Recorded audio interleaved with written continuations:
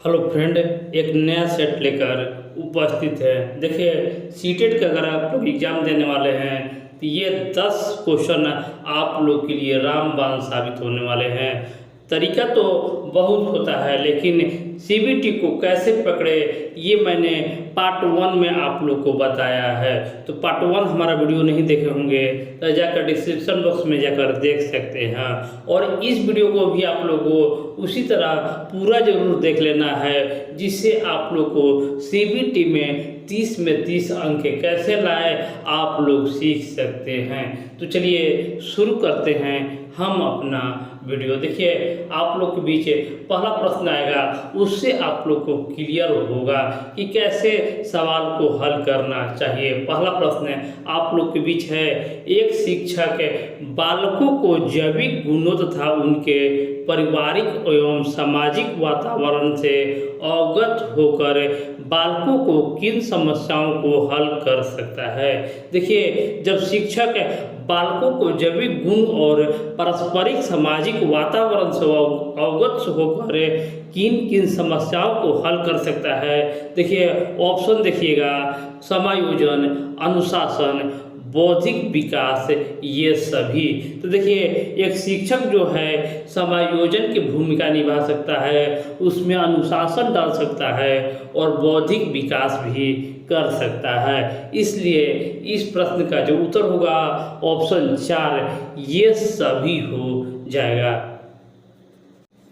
देखिए, दूसरा प्रश्न आप लोग के बीच है, शिक्षण की आधुनिक संकल्पना के अनुसार एक अध्यापक को मुख्य भूमिका निभानी चाहिए। से अध्यापक जो होता है उसका मुख्य भूमिका क्या होता है। ऑप्शन देखिएगा, आप लोग को आंसर नजर आएगा, दार्शनिक की, मित्र की, कार्य सहभागी की या अनुदेशक की। तो देखिए, एक टीचर को अनुदेशक के नाम से भी जाना जाता है, तो इसका उत्तर छिपा हुआ है ऑप्शन में। देखिए, इसका जो उत्तर होगा अनुदेशक के रूप में मुख्य भूमिका निभाना चाहिए।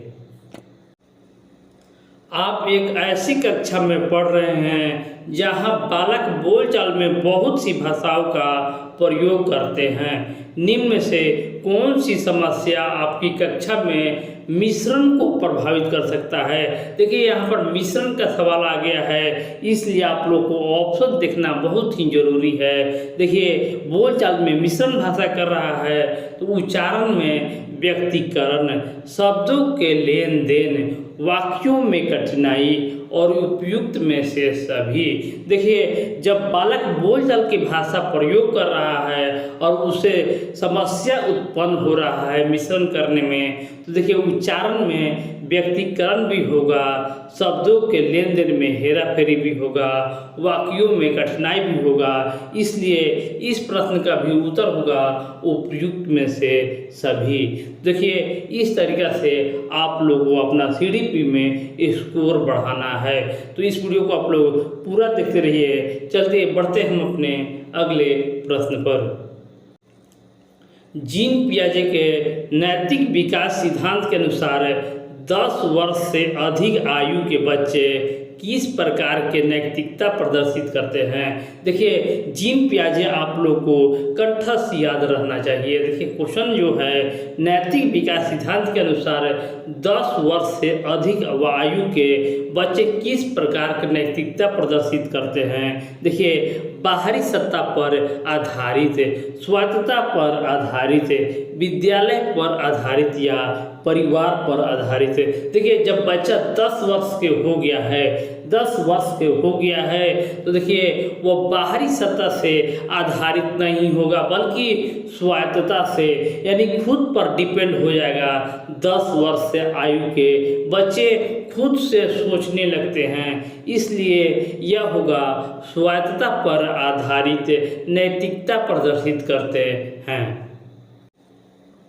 लेव वैगोत्स्की के सिद्धांत में भौतिक वस्तुएं जैसे कैलकुलेटर, कंप्यूटर के साथ साथ बौद्धिक ढांचे के लिए क्या कहलाती है।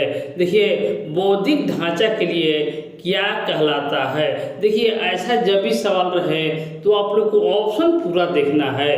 अलंकारिक सामग्री, सांस्कृतिक उपकरण, देखिए अवधारणा मानचित्र या स्मृति सहायक, देखिए कैलकुलेटर है, कंप्यूटर है, तो ये एक उपकरण है।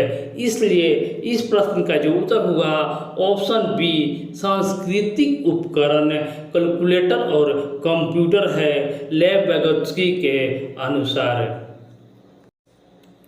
ये सवाल जो है विकार से संबंधित प्रश्न है, तो आप हमारे कमेंट बॉक्स में एक कमेंट जरूर कीजिएगा, ताकि आपका विकार से सभी प्रश्न जो है ट्रिक के माध्यम से आप लोग के बीच लाने की कोशिश करेंगे।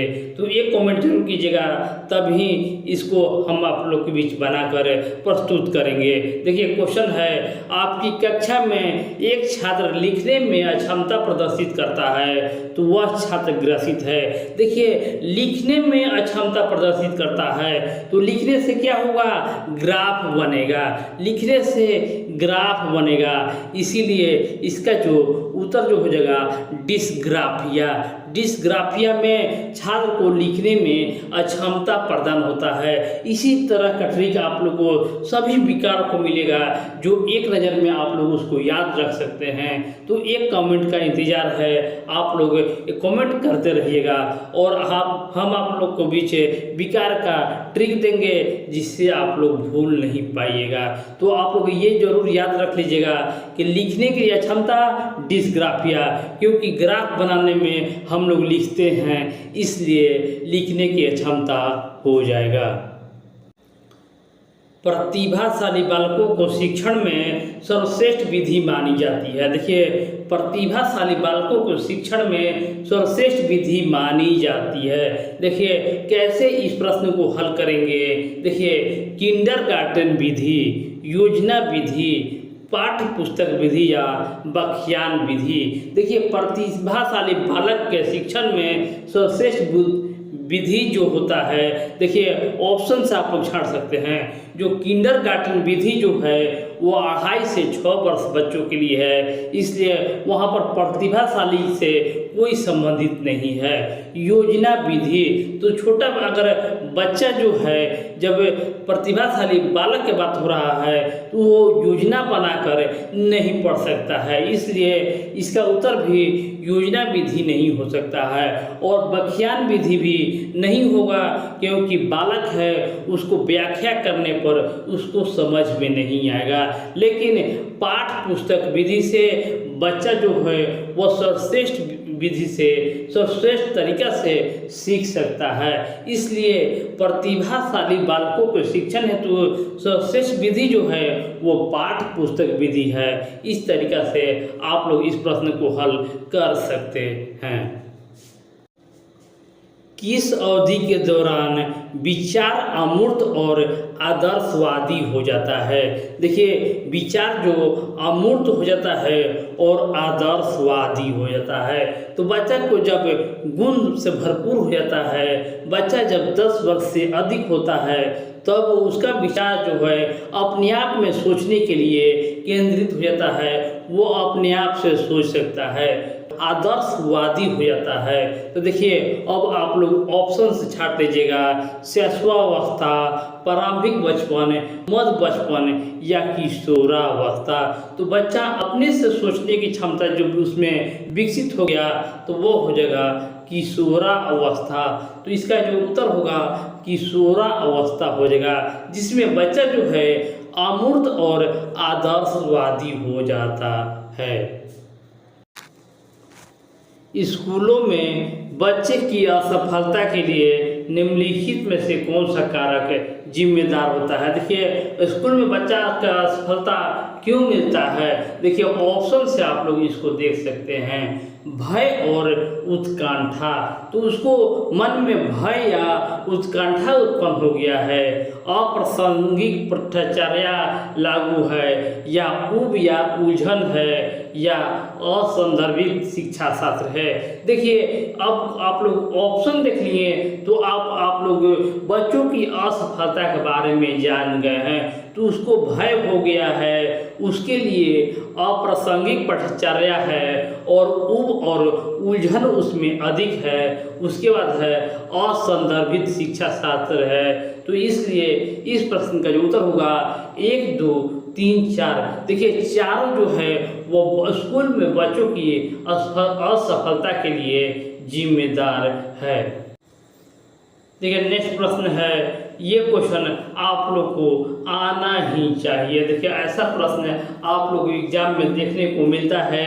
देखिए सभी प्रश्न जो है आया हुआ है और इसी तरह का क्वेश्चन आएगा। तो देखिए ये क्वेश्चन आप लोग को याद रखना चाहिए। क्वेश्चन है, बुद्धि लब्धि ज्ञात करने का सूत्र क्या होता है? बुद्धि लब्धि ज्ञात करने का सूत्र क्या होता है? इसको नोट में आप लोग जरूर लिख दीजिएगा। देखिए इसका जो उत्तर जो हो जाएगा, बुद्धि लब्धि बराबर होता है मानसिक आयु बटा वास्तविक आयु गुने 100। ऑप्शन 3 इस प्रश्न का सही जवाब होगा। बुद्धि लब्धि बराबर मानसिक आयु बटा वास्तविक आयु गुने 100। तो देखिए इस वीडियो को आप लोग को लाइक कर देना है, शेयर कर देना है और चैनल को जरूर सब्सक्राइब कर लेना है, ताकि इसी तरह का और आप लोग के बीच वीडियो मिलता रहे। तो मिलते हैं नेक्स्ट वीडियो में। धन्यवाद।